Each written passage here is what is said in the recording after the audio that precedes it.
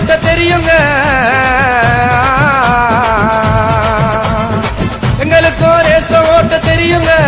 நாங்க ஓட்டினாக்கா city root எரியுங்க, பார்க்கும்போது புரியுங்க.